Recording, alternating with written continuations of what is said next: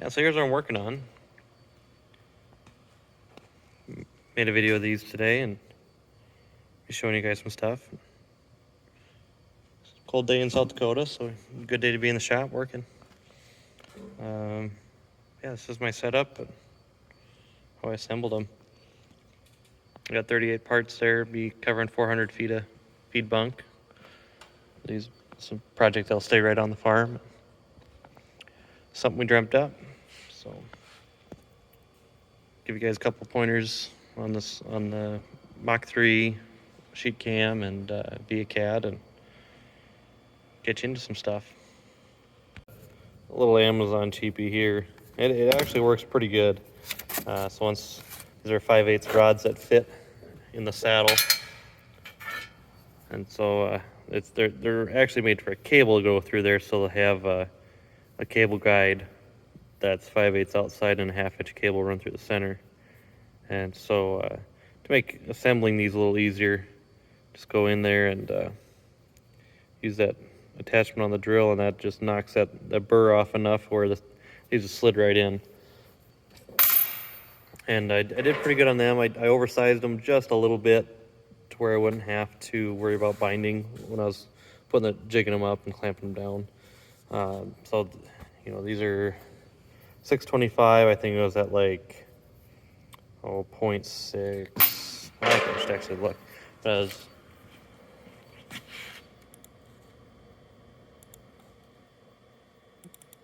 shooting for was just something that'd leave a little gap in there so I could get them set in there quick. Yeah, so these ones I'm at. Yes, 0.676 kind of ended up being my magic number. This is 0.42. And so if you guys are ever trying to saddle pipes like this, one little trick that really helps a lot. So I have a radius on the bottom. What I do is I put a straight line from here, and that ends right there.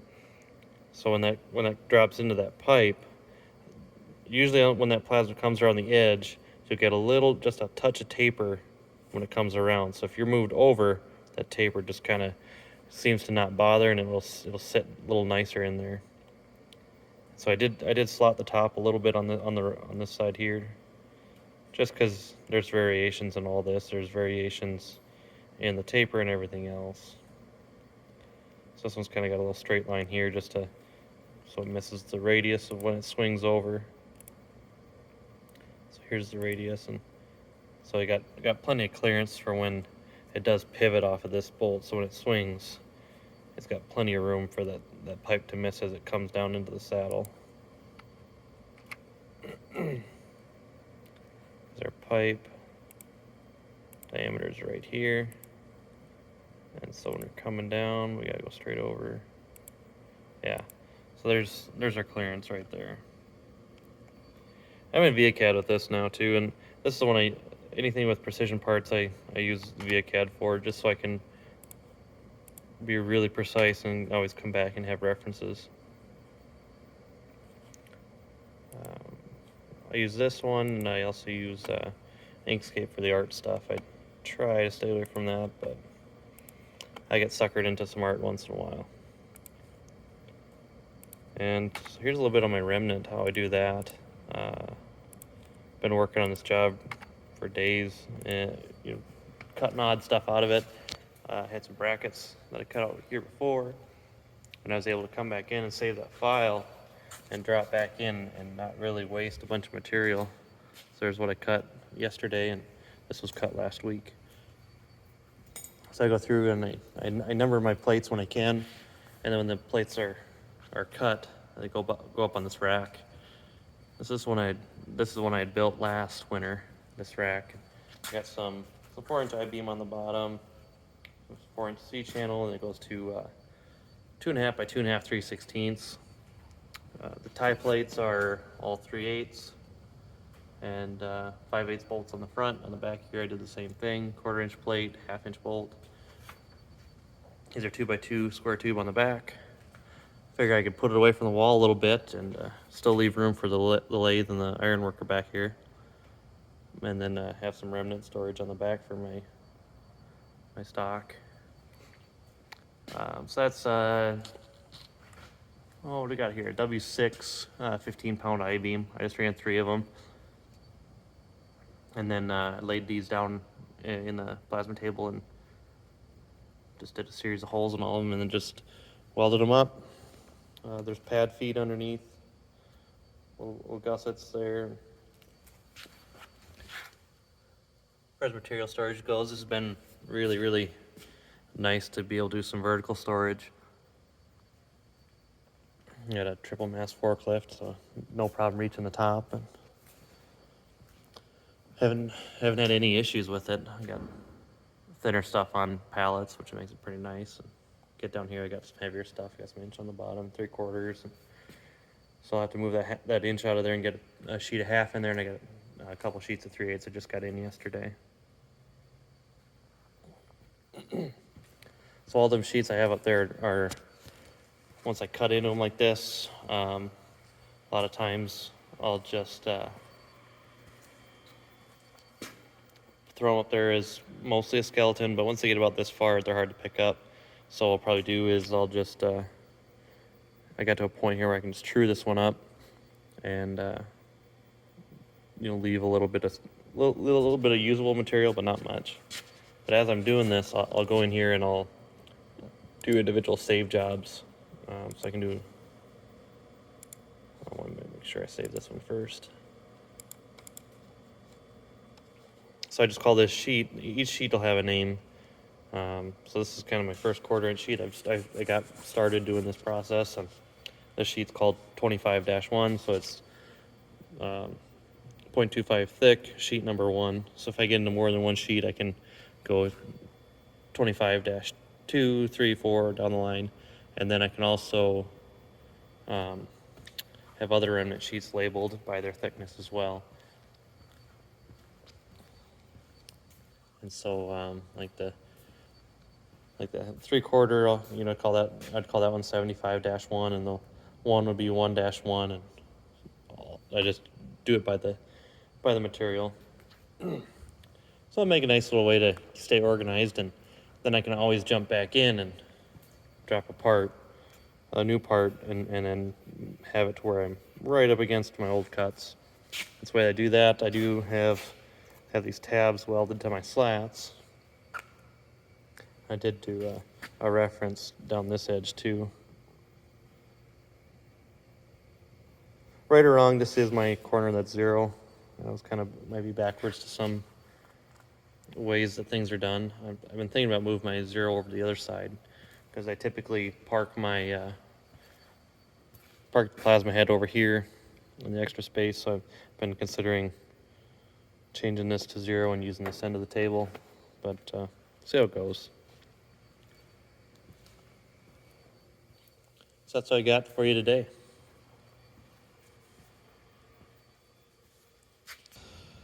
Got a few of these holders, and this is what they're going to look like when they're done.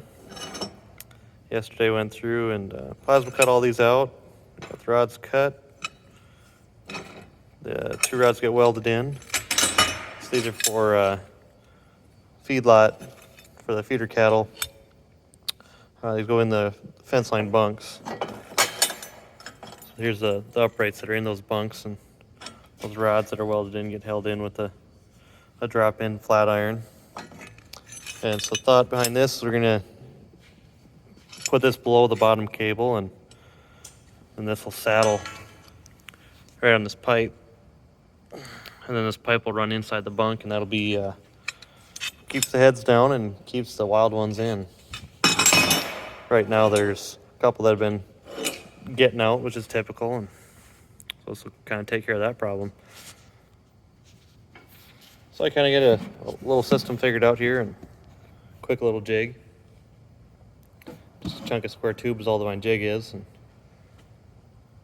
go from there.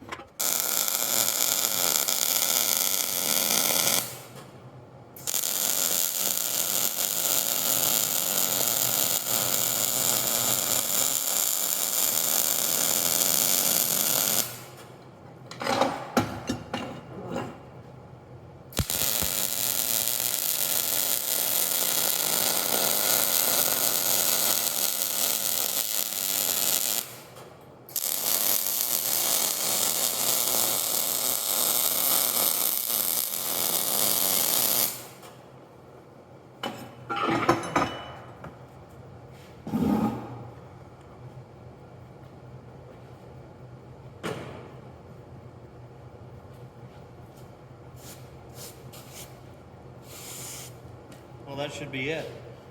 I'm gonna count them up quick. Got 2 that need more bolts, but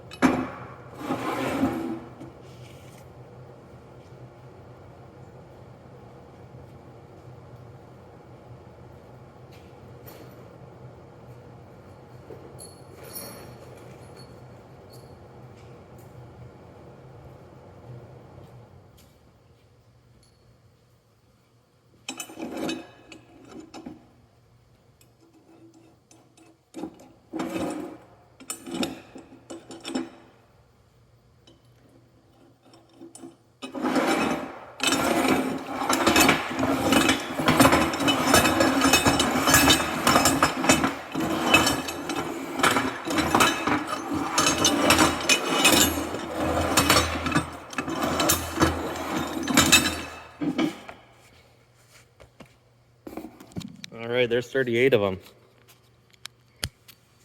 Took me about an hour to weld all them out. So it went pretty quick. Nothing too hard to clamp together quick and drop right in. So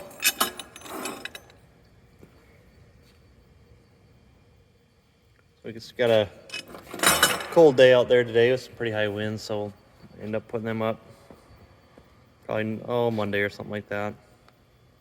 But I did all these holes pretty much all fit. I had, out of the 38, I probably had 15 that I had to come through and clean up with a step bit on the 3/8 bolts. And so this is 1/4 inch thick material, and it's always hard to get a really good plasma cut hole. But it turned out all right. So they're 0.375 outside diameter, and then the holes I ended up setting the machine to 0.425 is where we ended to get it. Kind of walked the line of being too tight on some, but just took a little tap magic and step bit. This stuff really does help. Pretty cheap. I got this is just the regular cutting fluid. It's pretty thin. A cheap step bit that's getting pretty beat up, but it still gets